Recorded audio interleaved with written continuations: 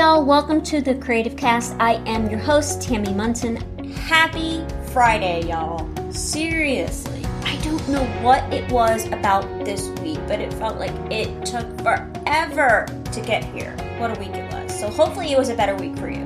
But I just wanted to take a moment really quick before we get into the bulk of today's episode and say thank you so much for all the new listeners and followers. So it means the world to me that you're absolutely loving this podcast, and honestly, I love doing it. So today, I'm really excited about this topic because this is a question I get a lot of times. Once we've launched someone's podcast and they're doing it for a little while and they're not seeing the growth that they want to, and they're like, okay, so how can I grow my podcast? What can I do now? And a lot of times we'll start talking about marketing and they think, oh, I need to do Facebook ads or Instagram ads or all these other things. And honestly, my number one answer to this question is always, you need to be a guest on other people's podcasts. So you may be thinking, why? And the answer is really simple, because the easiest people to convert to listening to a new podcast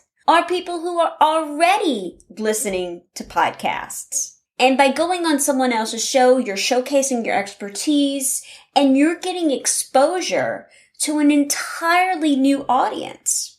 So how do you pitch yourself as a podcast guest in a way that makes someone think, yes, I must have this person on my show. Let's get them booked right now. Well, that's exactly what I'm going to be showing you how to do today. So the first step is, what podcast do you want to be on? So usually I start off with either a top 50 or a top 100 list of all the podcasts that I would like to be on, the ones I currently listen to that I know that I would be a good guest for that show, as well as other shows that their audience meets my target market for what I'm trying to do, for the listenership that I'm trying to grow. Now, of course, that involves some research. You can go to Apple Podcasts, Spotify, Stitcher, whatever your favorite player is, do a search for keywords that are going to identify your target market. So if you haven't already done that, you need to go and do that. So once you figure out who you want to be on their show, I want you to do your research with this. Go and listen to their podcast. This is the most important part of any podcast pitch, because if you're going to send someone an email with an amazing idea that fits perfectly into their show, you have to know what their show is about. So spend some quality time listening and researching their show. What type of guests do they have? What kind of content do they deliver? Would you be a good fit for their show? Now, this isn't something that you can do in about 5 minutes, because you need to understand their audience and their content. So you've got to listen to at least a few episodes of their show. Now, once you have a clear, concise understanding of what type of content works for them, you're much more likely to come up with that perfect pitch that will make sense for their show.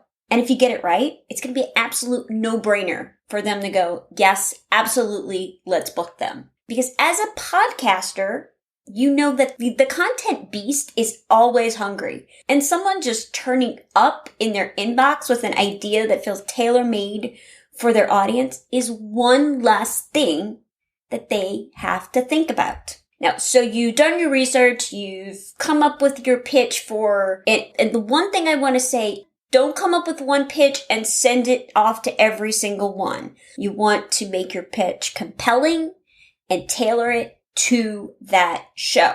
When you're writing your pitch, you want the reader to feel like your personality is just jumping off the page. So don't make the mistake of sending a boring press release or something that reads like a formal essay or something out of a manual. You want to tailor it to that specific podcast. So if you're pitching yourself as an interview guest and you want to come across as someone who would be great to have a conversation with, make sure that you're using language that's conversational, engaging, and fun. Also, keep it short. Because nobody has time to read a 9-page email all about how you would be a great guest. And you list the 45 reasons of why. Nobody wants to read that. If I got that, I would not read it, and it would be in the trash very, very quickly. The main thing I want you to remember is by the end of that opening paragraph, the reader should be super clear on your idea, the value that you are going to bring, and why your pitch is perfect for their show. I have to share this because I absolutely love it, and it was one of my favorite things ever. So one of my favorite pitches that I ever read. So for those of you that don't know me, I love all things Marvel, and of course, Mandalorian and Baby Yoda. If you've seen my Instagram, you know about my love for Baby Yoda. Or if you've ever seen a live stream, you know I've got Baby Yoda hanging out behind me, along with some members of the Guardians of the Galaxies and the Avengers. So I'm absolutely crazy about Marvel. I've seen all the movies, etc., etc. So one of my favorite pitches ever was one that talked about my love for all things Marvel. It even included a reference from Guardians of the Galaxies and having 12% of a plan. Now, if you've ever seen the movie, you know that line. It's in Guardians of the Galaxy. And I was like absolutely hooked. I was like, we have got to get this person on the show, because it told me that they were fun, they were willing to be silly, they were putting themselves out there. They did research, and I absolutely love that about them. So make sure that you're tailoring it to them. Listen to the podcast, and if you hear something on one of their shows, put that in your pitch. So if you hear something on, let's say, episode 47 that talks about a story that they're sharing about their child having a conversation with Jesus or whatever it may be, and you're like, wow, that's really cool, put that in your pitch. Absolutely. Go on Instagram, see what they like to do. If they just came back from a vacation to Hawaii for 10 days, I hope you had a wonderful time in Hawaii. I saw on your Instagram that you went on this trip with your family. I hope you had a wonderful time. I know you're busy, but I've got a really great idea for you. Boom. Now, when you pitch your idea, make sure you put it in that very first email. I get these types of emails quite often that says, hey, Tam, I have a really great idea for you. Let me know if you want to hear it. Okay, what is it? So please don't do that. I beg you.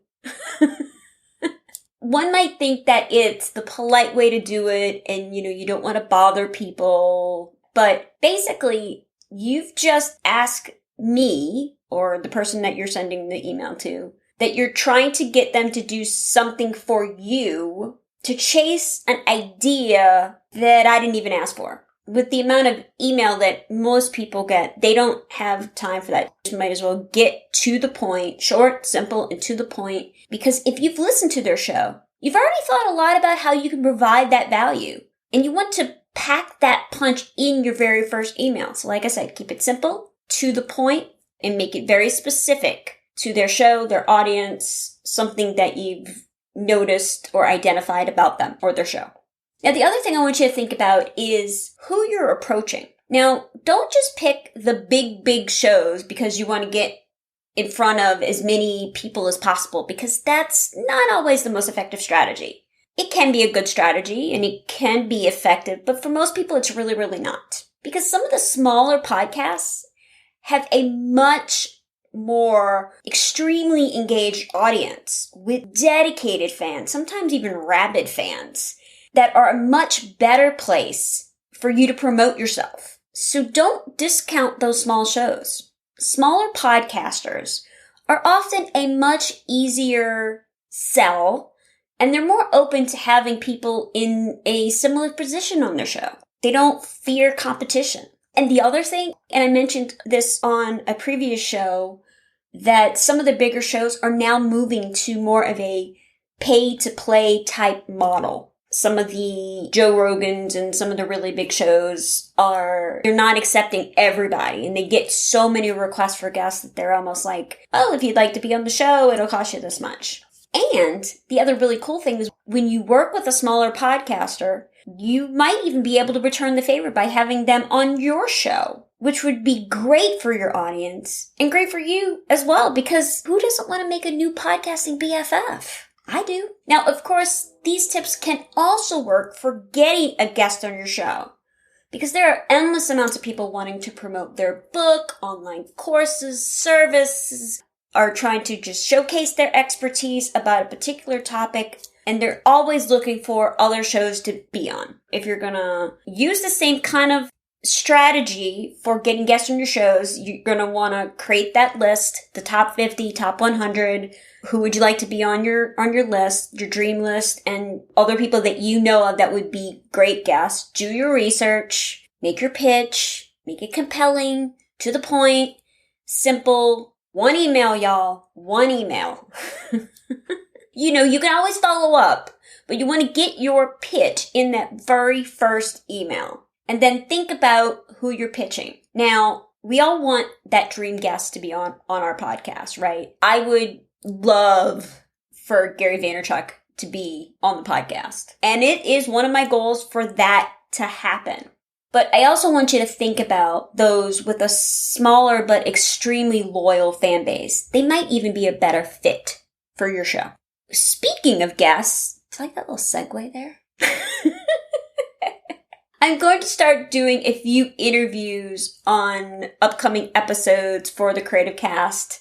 Hopefully, we're going to be starting those sometime next month. So if you're a faith-based podcaster and you want to be a guest on the Creative Cast, let me know. You can DM me on Instagram, or you can email me at support@tammymuntoncreative.com. Now, again, if you have any questions, please don't hesitate to contact me. I love to answer questions. I love to help you guys out, how to spread God's word and create new content and all those wonderful things. And you can also leave a comment on the website as well. So some other news. Last week I mentioned the new Apple subscription plan that they're launching next month. One of the main things that I noticed when doing a quick little bit of research on it was the fee associated with it. Y'all, the fee is a 30% cut. That's crazy. I could see some value in it if maybe the majority of your listenership is coming from Apple Podcasts.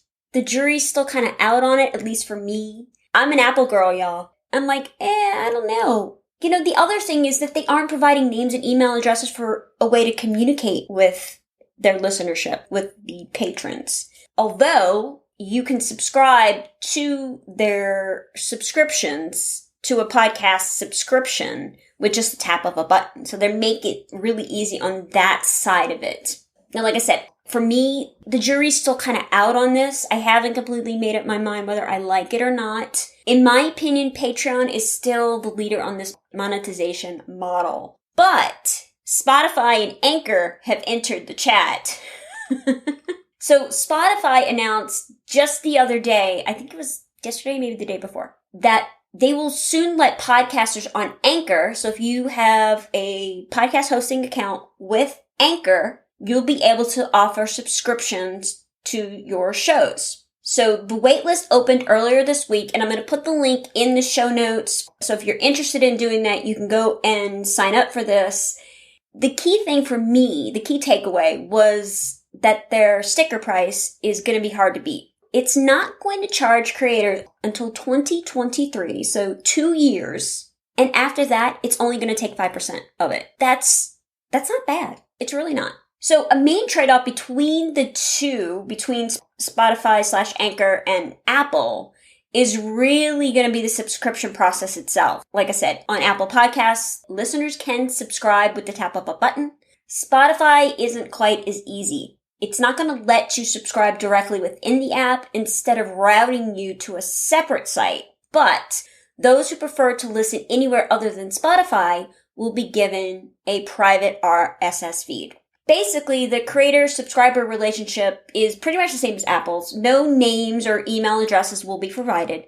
But Anchor was prepared to avoid that criticism, and they said, we expect to add functionality in the near future so that it enables creators to contact their subscriber base directly. So this is really quickly becoming a very popular monetization model and kind of moving away from the sponsored ads. So it's going to be really interesting to see kind of how it all plays out. And I'm going to be doing a full episode on it probably next month. So stay tuned for that. Well, that's about all the time we have together this week. Thank you so much for tuning into the show. Please don't forget to go over to your favorite podcast player, subscribe, rate, and review the podcast so others can find out about the Creative Cast. I greatly appreciate it. Thank you so, so much. Y'all, I'm so happy to be on this journey with you. Again, if you have any questions, please don't hesitate to contact me or find me on Instagram. So next week on the show, I'm going to be talking all about editing, when you should do it yourself, when you should hire an editor or producer, what kind of software should you be using for the editing process, what's my editing process. So I'm going to take a much deeper dive than I have in the past into editing. So it's definitely going to be a show. If you're editing your own or you're thinking about hiring an editor, definitely want you to listen in next week when I talk all about that. I hope you all have a wonderful day. Have a great weekend, and I'll see you next Friday. Bye, y'all.